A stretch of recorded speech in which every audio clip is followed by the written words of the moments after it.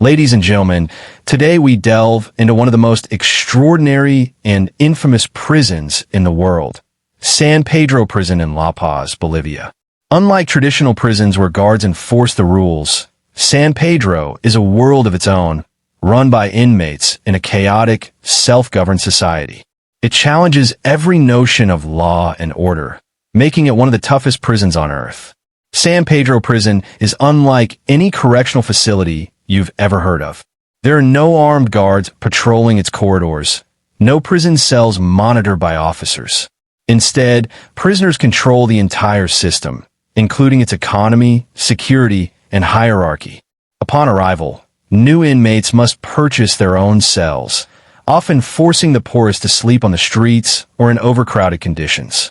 The wealthy inmates, on the other hand, enjoy luxurious accommodations complete with television, kitchens, and even internet access. Life inside is dictated by a strict internal social order. Those who cannot afford protection must fend for themselves. Crime and violence thrive in this lawless environment, yet also functions as a bizarre microcosm of the outside world, with businesses, restaurants, and families living within its walls. Yes, families. Some prisoners bring their spouses and children, turning San Pedro into a strange, self-sustaining community. One of the most notorious aspects of San Pedro is its thriving drug trade. Cocaine is produced and sold within the prison, often in open view, making it not just a prison but a hub for illicit activity. Despite international outrage and occasional government intervention, the system remains largely intact due to deep-seated corruption and the difficulty of reforming such a unique institution. San Pedro Prison is a testament to human resilience and survival, but also a stark reminder of what happens when control is left entirely in the hands of criminals. It raises the question, is this a failure of the justice system or a reflection of a society that has abandoned its responsibilities? San Pedro stands as one of the world's toughest and most unusual prisons, a place where there are no guards, no police, and yet a structured society that somehow continues to function. It is a prison, yet a city. A lawless place, yet one with rules. It is a paradox, a cautionary tale, and a living testament to the extremes of human nature. Self-governance in San Pedro Prison. San Pedro Prison is one of the few correctional facilities in the world where the state has little to no control over its internal operations. Unlike conventional prisons that rely on guards, wardens, and strict enforcement of rules, San Pedro is entirely self-regulated by its inmates. This creates a complex and often brutal hierarchy where power dynamics dictate how the prison functions on a day-to-day basis. When a new prisoner arrives, they are not assigned a cell or given instructions on how to navigate life inside. Instead, they're left to figure it out on their own. Those with money can buy a relatively comfortable place to live, while those without financial resources must find shelter wherever they can, sometimes sleeping in hallways or cramped communal areas. Inmates with influence, often those with criminal connections, money, or sheer strength, establish their dominance over others, creating an informal governing system based on fear, alliances, and economic transactions. This self-governance extends to security as well. Instead of guards patrolling the prison, inmate-led groups enforce their own version of justice. There are unofficial leaders or judges within the prison who settle disputes, administer punishments, and maintain order, often through intimidation or violence. Those who violate the unspoken rules of the prison can face severe consequences, including beatings or even death. The lack of external authority means that justice inside San Pedro is arbitrary and often dictated by those with the most power. Despite its lawlessness, the system has managed to function for years, proving that even in a chaotic environment, a form of structure can emerge. However, this structure is fragile and frequently leads to human rights abuses, extortion, and unchecked violence. The state, while aware of the situation, largely turns a blind eye to what happens inside, making San Pedro a world unto itself. a place where survival depends on one's ability to adapt to an unpredictable and often ruthless society. The cell market, buying and renting a place to live in San Pedro Prison. One of the most unusual and striking aspects of San Pedro Prison is its housing system, which operates more like a real estate market than a typical prison facility. Unlike conventional prisons where cells are assigned by authorities, in San Pedro, inmates must purchase or rent their own living spaces. This creates a stark divide between those who can afford comfortable accommodations and those who struggle to find even the most basic shelter. When a new inmate arrives at San Pedro, they are not simply given a bed or a cell. Instead, they must navigate a complex and often ruthless marketplace where prison cells are treated as commodities. If a prisoner has money, often acquired through outside family support, criminal connections, or work inside the prison, they could buy a relatively comfortable cell, sometimes with amenities such as private bathrooms, small kitchens, and even televisions.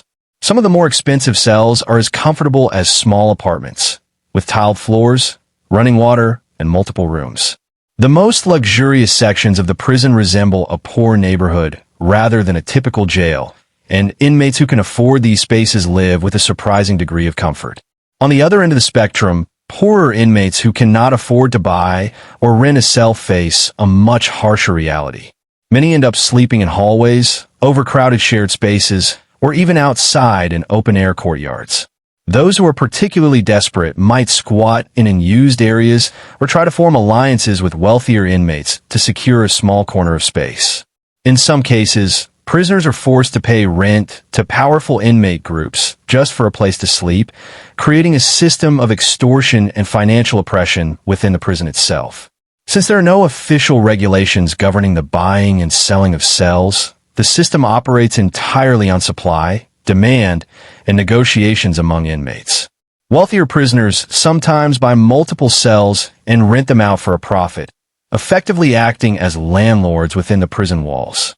Prices fluctuate based on factors such as location within the prison, available amenities, and proximity to areas of power or influence.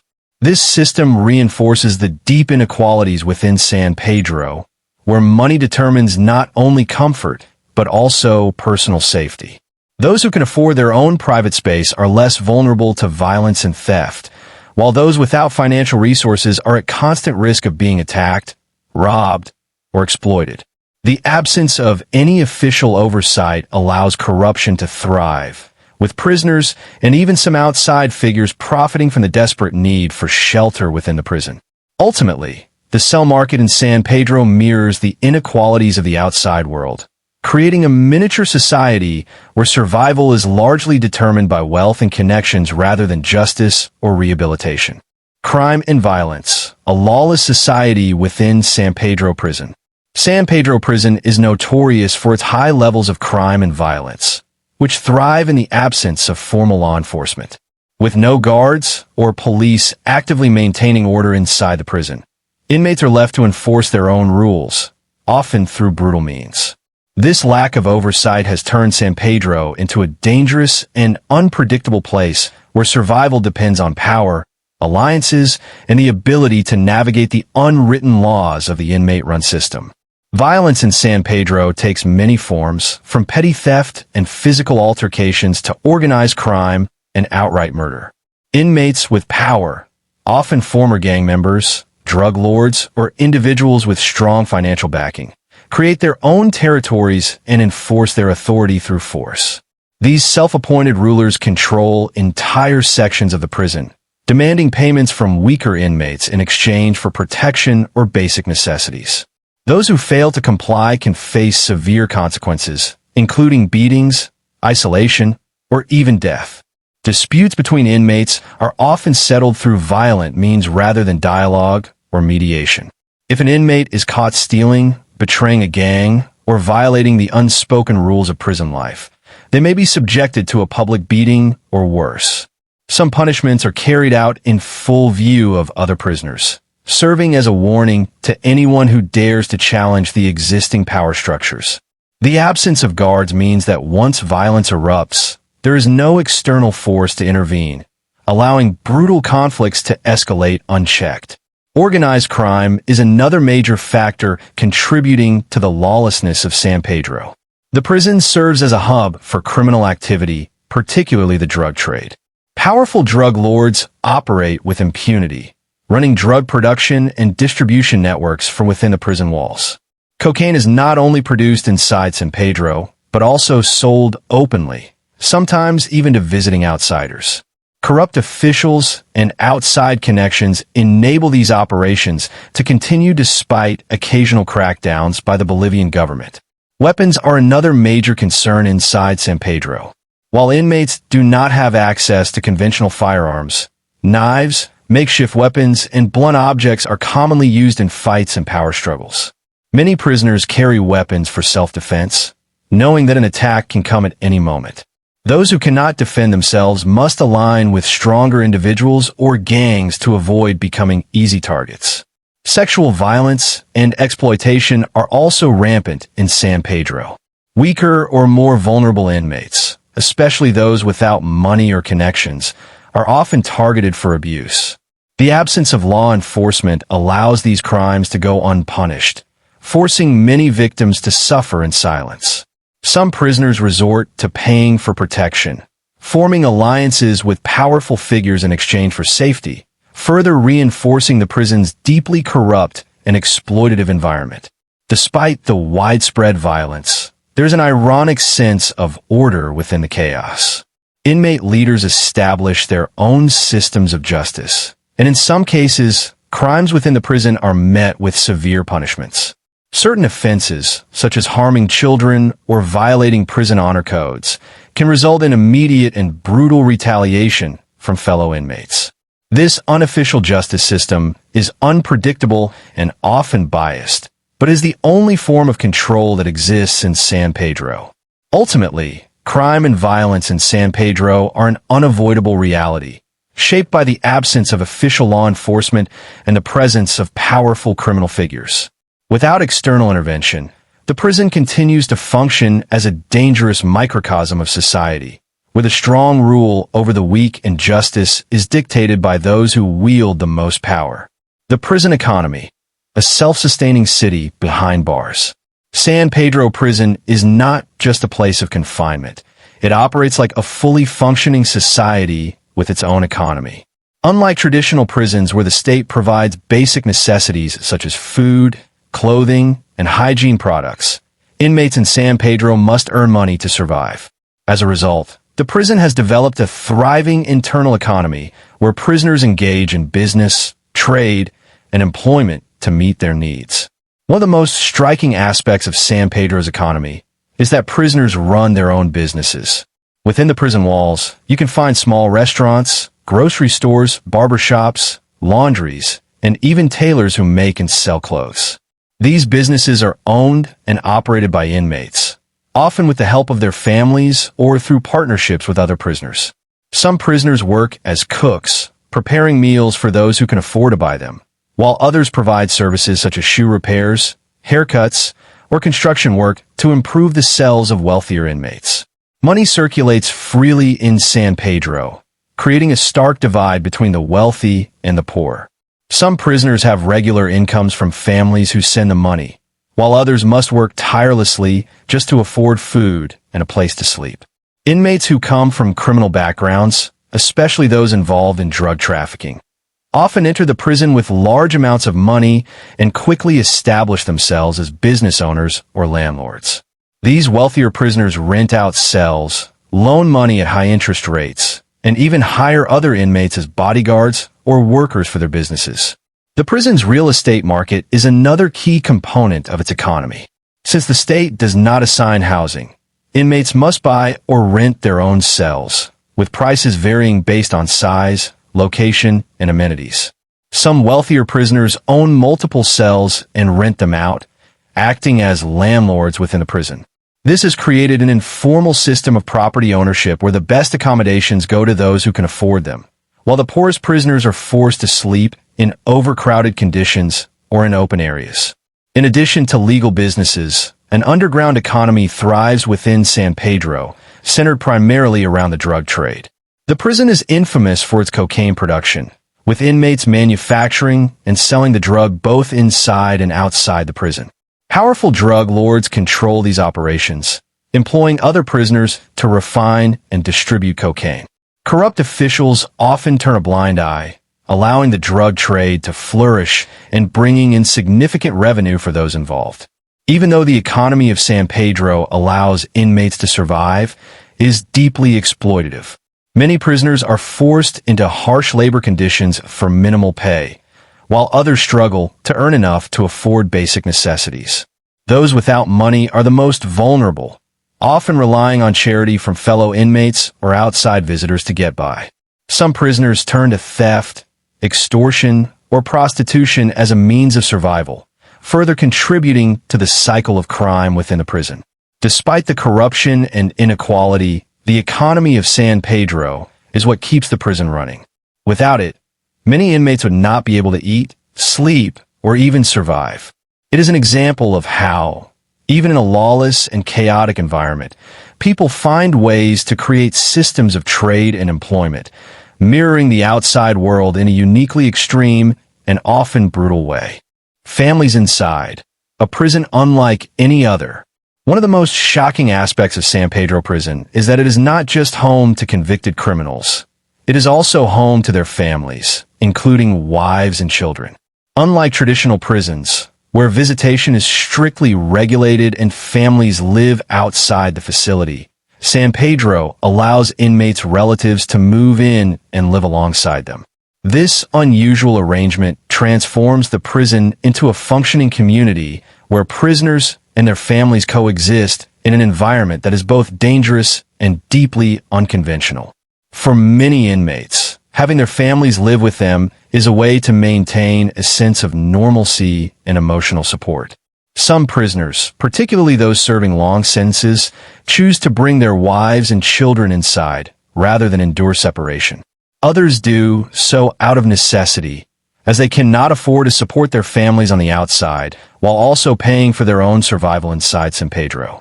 Since prisoners must buy or rent their own living spaces, those with stable financial resources can create a relatively comfortable life, turning their cells into small homes where they live with their spouses and children. Inside the prison, families live in separate quarters, often in sections designated for those with enough money to afford better accommodations. In these areas, the environment is less violent compared to other parts of the prison, as prisoners with families tend to form their own social structures to maintain some level of stability. Women cook meals, take care of household chores, and sometimes help run small businesses, while children play in open courtyards or attend makeshift schools set up by inmates or outside volunteers. However, life for these families is far from normal. They are constantly exposed to the dangers of prison life, including violence, crime, and drug activity. The presence of children in such an environment is particularly alarming, as they grow up surrounded by criminals, witnessing brutal fights, drug deals, and illegal activities on a daily basis. Some children are even born inside San Pedro and spend their early years within the prison walls, only leaving when they reach a certain age or when their families can afford to move out. The government has periodically attempted to address this issue by removing families from the prison, but enforcement is inconsistent, and many simply return. The reason is simple. Life outside for the families of prisoners is often just as difficult, if not worse. Many wives and children of inmates face extreme poverty and limited opportunities, making life inside San Pedro, despite its dangers, a more viable option. Within the prison, they at least have a place to stay and access to the small businesses that sustain the inmate community. For some, the presence of families creates a semblance of order and humanity in an otherwise lawless place. It fosters a sense of community and gives inmates a reason to behave more responsibly. However, for others, it is a glaring example of a failed justice system, where children are raised in an environment of crime and violence, shaping their futures in unpredictable and often tragic ways.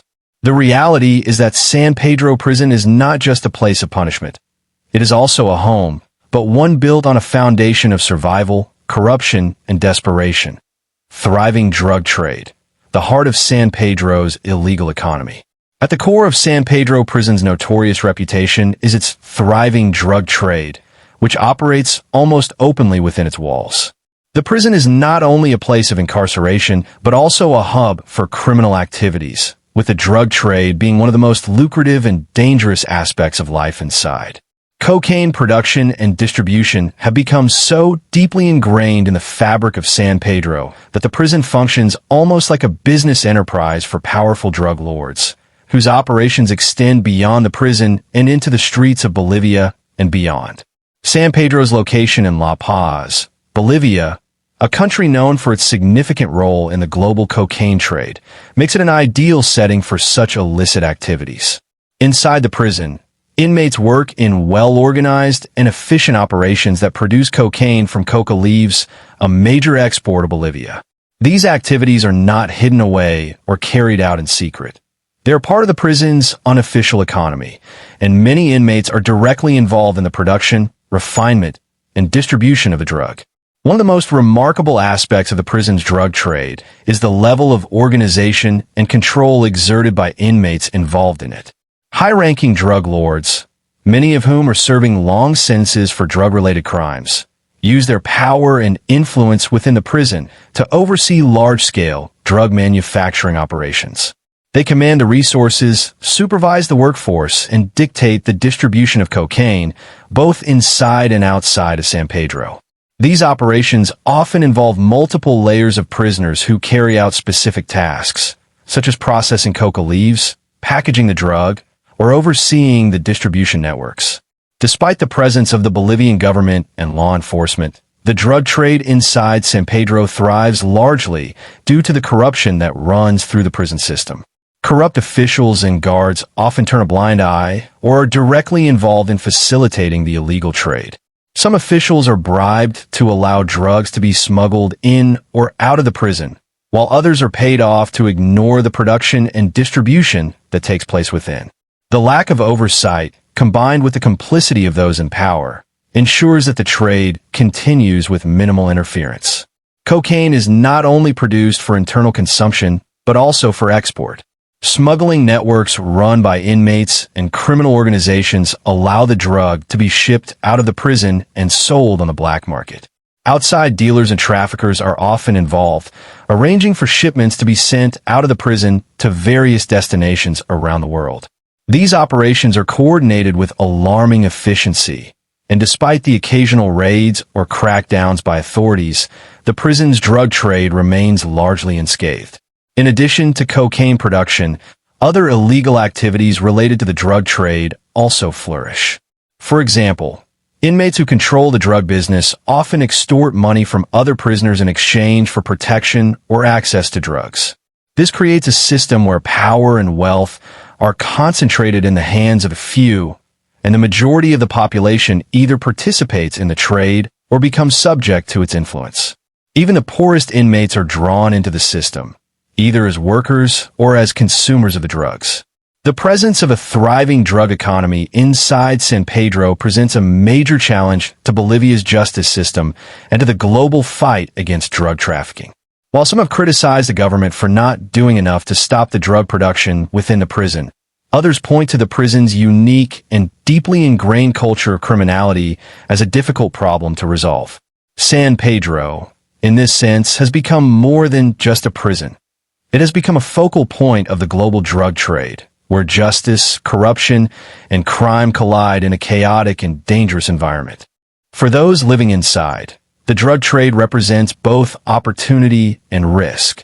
For the inmates involved in the production and distribution of drugs, it offers significant financial rewards and power. But it also brings violence, instability, and a constant threat of retribution from rival drug lords or the authorities. This complex and dangerous world of illicit trade is a key factor that contributes to the lawlessness and brutality that defines San Pedro Prison. Social order and hierarchy, survival in a lawless environment.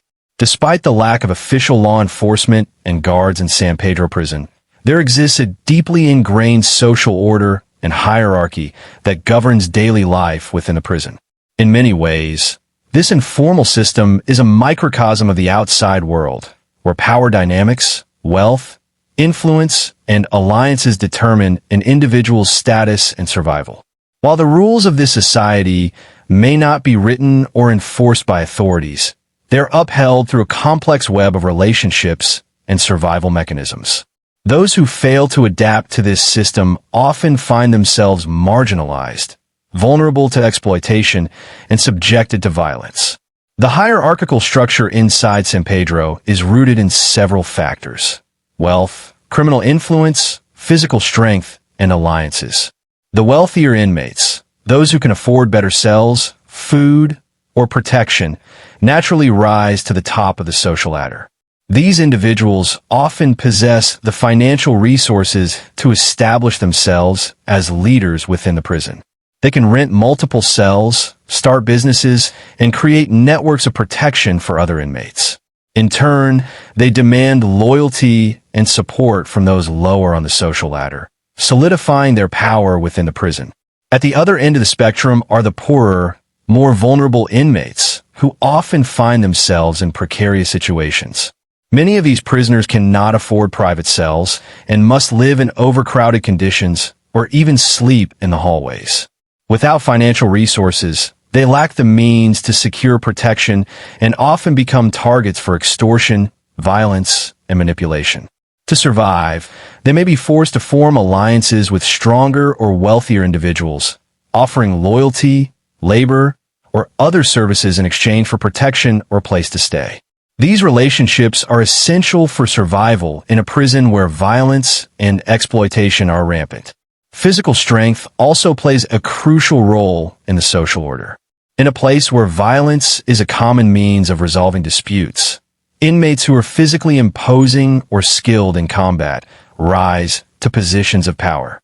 These individuals often serve as enforcers, tasked with maintaining order, often through fear and violence, in areas of the prison where the most criminal activity occurs. In some cases, they may act as protectors for weaker inmates, charging them for the privilege of safety. However, this protection is not free. Those who seek safety must pay in some form, whether it's in money, favors, or submission. One of the most significant aspects of the social order in San Pedro is the role of the gangs and organized groups that operate within the prison. These gangs often form their own internal structures, complete with leaders, followers, and a code of conduct. These groups control certain areas of the prison, enforcing their own laws and punishing those who violate them. They may also control illicit activities, such as drug trafficking or extortion, and act as gatekeepers for access to resources. Membership in a gang can offer protection and status, but it also comes with risks. Rivalries between gangs often lead to violent confrontations, and those who fall out of favor with their group can quickly become targets. Interestingly, the social order within San Pedro is not static. It is constantly shifting as prisoners rise and fall in status depending on their wealth, alliances, and actions. A prisoner who starts off poor and vulnerable can quickly climb the social ladder by earning money, forming strategic alliances, or gaining the favor of powerful figures. Similarly, even the wealthiest and most influential individuals can lose their position if they make enemies, fall out of favor with the right people, or fail to maintain the resources that have allowed them to maintain their power. In many ways, the hierarchy inside San Pedro resembles the outside world in terms of class divisions and the way power is concentrated in the hands of a few. Wealth, influence, and violence determine one's place within the prison society, and those at the bottom of the hierarchy face constant challenges. However, unlike the outside world, where legal systems provide some degree of protection and recourse, San Pedro offers no such protections. The rules of the prison are shaped by those with the power to enforce them, and for many inmates, survival is a constant struggle to navigate this brutal and ever-changing social landscape. This social order, although flawed and often corrupt, is essential to the functioning of the prison. Without it, chaos would reign, and San Pedro would descend into complete anarchy. However, it is also a reflection of the failures of the justice system, a system where the weak are left to fend for themselves and where power is concentrated in the hands of those who can afford or force their way to the top. The hierarchical nature of San Pedro Prison highlights the extreme disparities that exist within the prison walls, reinforcing the notion that survival in this lawless environment is largely a matter of who you know, what you can afford, and how much strength you can muster. The unseen reality of San Pedro Prison. San Pedro Prison stands as a grim testament to the failure of traditional correctional systems and the complexities of human survival in extreme conditions.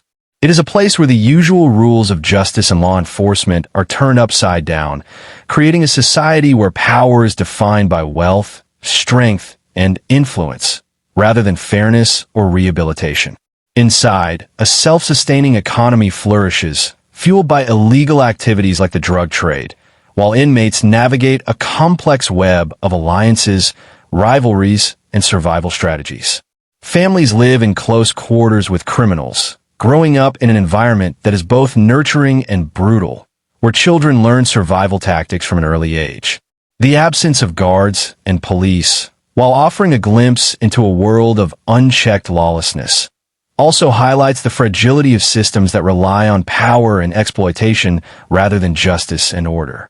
Inmates govern themselves, creating a world where violence is a means of control, where social hierarchies are brutal, and where wealth can determine one's safety or suffering.